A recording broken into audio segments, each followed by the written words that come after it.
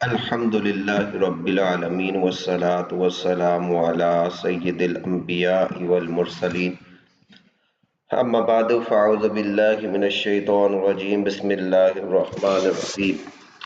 آج کے سبق کے اندر جی ہم آپ کے لیے لا رہے ہیں، اس کا نام ہے ہفت اقسام۔ ہفت جو فارسی کے اندر سات کو کہتے ہیں اور اقسام جو ہے وہ قسم کی جمع ہے۔ تو یہ 7 قسمیں ہیں، بہت زیادہ ضروری ہیں، اساتذہ اس پر بہت زیادہ زور دیتے ہیں اور اس پہ رٹے بھی بہت زیادہ لگواتے ہیں۔ تو آپ کوشش کریں کہ اسی پہلے جب استاد آپ کو پڑھائے اسی میں آپ یاد کر لیں ان 7 قسموں کے نام، ان کی تعریفات اور ان کی ایک ایک مثال۔ اگر یہ ابھی آپ یاد کر لیتے ہیں تو بہت اچھی بات ہے کہ آپ بار بار اس پہ رٹا لگائیں، رٹا لگانے کے بعد آپ اس کو یاد کر لیں، اور اگر نہیں کر سکتے تو کوئی مسئلے کی بات نہیں ہے، آپ جو ہے اس کو جو ہے بعد میں بھی یاد کر سکتے ہیں، لیکن ابھی یاد کرنا بہتر ہوگا۔ بعد میں اس لیے کہہ رہا ہوں کہ بعد میں جب استاد آپ کو آگے گرامر پڑھائے گا تو یہ مثالیں خود بخود آ جائیں گی، وہاں ایک ایک جو ہے یہ چیز آ جائے گی کہ معموز بھی آ جائے گا، معموز کی اقسام بھی آ جائیں گی، پھر جو ہے اس کی جو تیسری قسم ہے وہ تیسری قسم مثال بھی آ جائے گی، اجوف بھی آ جائے گی، تو جو ہے وہ ناقص، یہ سارے جو ہے آپ کو وہاں بیان کر دیے جائیں گے۔ تو اس اعتبار سے پریشان ہونے کی ضرورت نہیں ہے کہ جو ہے اس کا کیا بنے گا، یہ ساری کی جو ساری قسمیں جو ہے اس مقام پر آ جائیں گی۔ اس لیے فی الحال آپ کو ضرورت کیا ہے، آپ اس کی جو ہے مطلب تعریفات یاد کریں، لیکن اگر نہیں ہوتا تو پھر اتنی پریشان ہونے کی بات نہیں۔ اساتذہ عمومی طور پر اس پہ بچوں کو مار مار کے یاد کرواتے ہیں، حالانکہ یہ چیزیں آگے آنی ہی ہیں، تو جب آنی ہی ہے تو پھر اتنی زیادہ جو ہے شروع میں سختی نہیں کرنی چاہیے۔ بچے کو کچھ سمجھ آ رہا ہے تو ٹھیک ہے، نہیں تو کوئی بات نہیں، وہ آگے جا کے سیکھ لے گا۔ اب ہم سب سے پہلے دیکھیں صحیح کی کیا کہتے ہیں۔ صحیح کے اندر یاد رکھیں جو ہے اس کے اندر 3 چیزیں نہیں ہوتی، نہ تو حرف علت ہوتے ہیں واو الف یا، ٹھیک ہے نا جی، تو یہ حروف علت بھی نہیں ہوتے، ٹھیک ہے، نہ اس کے اندر حمزہ ہوتا ہے، اور نہ 2 حروف ایک جنس کے ہوتے ہیں۔ تو یہ اگر تینوں چیزیں نہیں ہیں، اگر یہ تینوں نہیں ہے تو سمجھ لیں کہ آپ کا وہ کلمہ جو ہے وہ صحیح ہوگا۔ جیسے نہ کہتے ہیں، نہ حرف علت ہو گیا ایک چیز، دوسری چیز اس کے اندر حمزہ بھی نہیں ہوگا، یہ دوسری چیز ذہن میں رکھ لیجئے گا، اور تیسری چیز اس کے اندر کوئی 2 حروف ایک جنس کے بھی نہیں ہوں گے۔ معموز جو ہے، معموز کا مطلب ہوگا جس کے حروف اصلیہ کے اندر کوئی حمزہ ہو، یہ بس سیدھا آپ نے ذہن میں رکھنا ہے۔ تو جس کے حروف اصلیہ کے اندر کوئی آپ کو حمزہ نظر آ رہا ہے، حروف اصلیہ کی بات کر رہا ہوں، تو پھر یاد رکھیے کہ وہ ہے معموز۔ اب یہ جو حمزہ ہے یہ فا کلمے کے مقابلے میں بھی ہو سکتا ہے، فا کلمے کے مقابلے میں بھی، تو پھر اس کو معموز الفا کہیں گے۔ جیسے آخذہ، اب آخذہ جو ہے یہ دیکھیں فا کلمے میں کہ آ گیا، اس کو فاعلہ کا وزن کر دے تو یہ دیکھیں آخذہ فا کلمے کے مقابلے میں آ گیا معموز الفا۔ اب دوسرا جو ہوگا وہ عین کلمے کے اندر بھی آ سکتا ہے، عین کے مقابلے میں بھی آ سکتا ہے، تو یہ ہوگا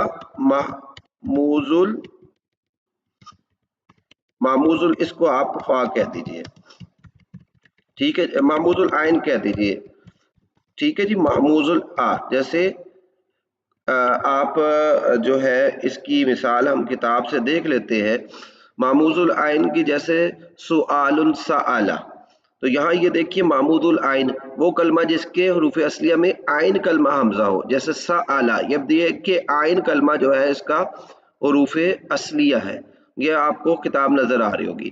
معموز العین کی اگر بات کریں تو وہ کلمہ جس کے حروف اصلیہ میں لام کلمہ حمزہ ہو، جیسے قرأ، یہاں دیکھیے یہ حمزہ، یہ حمزہ عین کے مقابلے میں آ رہا ہے، تو اس کو معموز آپ عین کہہ دیں گے۔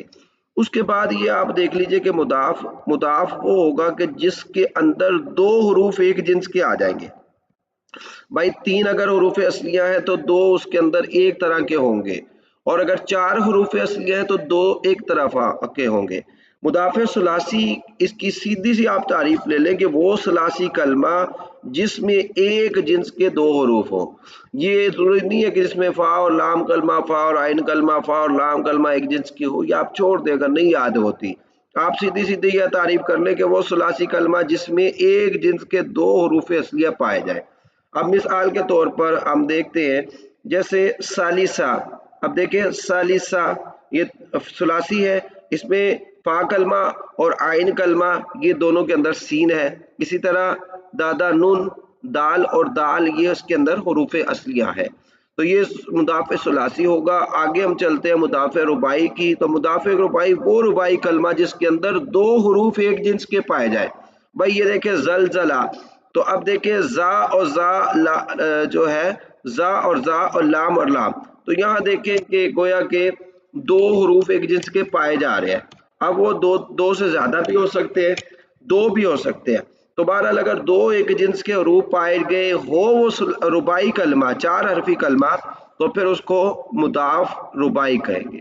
معطل جو ہے، معطل وہ کہیں گے کہ وہ کلمہ جس کے اندر حروف علت ہو۔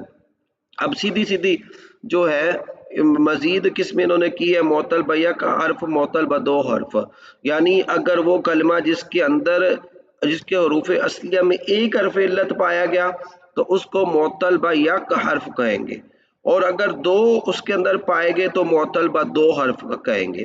بھائی ایک حرف علت ہے تو اس کو معطل بیک حرف کہہ دیں گے، بھائی ایک حرف علت والا، اگر دو ہو تو اس کو معطل بدو حرف کہہ دیں گے۔ اب ہم اس کی اگر دیکھتے ہیں اس اعتبار سے، اب وہ حرف علت ہے، فا کلمے میں بھی ہو سکتا ہے، عین کلمے میں بھی ہو سکتا ہے، لام کلمے بھی ہو سکتا ہے، تو اگر وہ فا کلمے کے اندر ہے یعنی وہ کلمہ جس کے حروف اصلیہ میں فا کلمہ حرف علت ہو اس کو مثال کہتے ہیں۔ اب وہ جو ہوگا دو ہوگا، یا تو وہ حرف علت یعنی جو فا کلمے کے اندر پایا جا رہا ہے وہ حرف علت واو ہو سکتا ہے، جیسے یہ دیکھیے وصلہ، اس میں واو فا کلمے کی جگہ ہے، فا کے مقابلے میں آ رہا ہے، اس کو مثال واوی کہہ دیں گے۔ اب یہاں دیکھیں ہے کہ اتنے حرف علت ایک ہے تو اس کو مثال واوی کہہ دیں۔ اور اگر وہ کلمہ جس کے حروف اصلیہ میں فا کلمہ یا ہو، جیسے یہ دیکھیں یاسرا، اب یہاں حروف علت کیا ہے یا، اس کو مثال یائی کہہ دیں۔ اچھا اسی طرح دیکھیں معطل العین، اگر وہ کلمہ جس کے حروف اصلیہ میں عین کلمے کی جگہ حرف علت آ گیا اس کو اجوف کہتے ہیں۔ اجوف ویسے بھی پیٹ کو کہتے ہیں، درمیان والی چیز ہو گئی تو درمیان کے اندر حرف علت آ گیا۔ اب وہ کلمہ جس کے حروف اصلیہ میں عین کلمہ حرف علت واو ہو، جیسے یہ قوالا، اب یہاں دیکھیے کہ یہ عین کلمے کے اندر حرف علت ہے، اگرچہ یہاں واو الف سے بدلا ہے تو یہ کیا ہوگا اجوف واوی۔ اور اگر وہ کلمہ جس کے حروف اصلیہ میں عین کلمہ حرف علت یا ہو تو وہ اجوف یاہی قرار پائے گا، جیسے بایا آ، اب اس کو با آ کر دیتے ہیں لیکن اصل میں یہ بایا آ تھا، یہاں یا حرف علت ہو گیا تو اس کو اجوف یائی کہہ دیتے ہیں۔ اگر دیکھیں لام کلمے میں حرف علت آ گیا اس کو ناقص کہہ دیں گے، وہ جو لام کلمے والا حرف علت ہے واو ہے تو اس کو ناقص واوی کہیں گے، جیسے محاوا، اب یہ دیکھیں محا اصل میں محاوا تھا، واو کلمے میں حرف علت آ گیا ناقص واوی۔ اور اسی طرح اگر وہ حرف علت جو لام کلمے میں آ رہا ہے وہ یا ہو تو اس کو ناقص یائی کہیں گے، جیسے راما، یہ اصل میں راما یا تھا۔ دو حرف علت ہو تو وہ دونوں کٹھے ہوں گے یا جدا جدا ہوں گے؟ اگر کٹھے ہوں گے تو اس کو لفیف مقرون کہیں گے۔ پہلے یہ بات یاد رکھے کہ دو حرف علت آ جائیں جو ہے حروف اصلیہ میں تو اس کو لفیف کہہ دیں گے، وہ ملے ہوئے ہیں تو لفیف مقرون کہیں گے، جیسے نوا، یہ اصل میں نوا یا تھا۔ اور اگر وہ جدا جدا ہوں تو اس کو جو ہے لفیف مفروق کہتے ہیں، جیسے واقعہ، اس میں واو اور یا حرف علت ہے بیچ میں کاف آ گیا، یہ جدا ہے، ان کو لفیف مفروق کہہ دیتے ہیں۔ تو یہ جو ساری قسمیں بنتی ہے ان کو جی ہفتہ اقسام کہتے ہیں.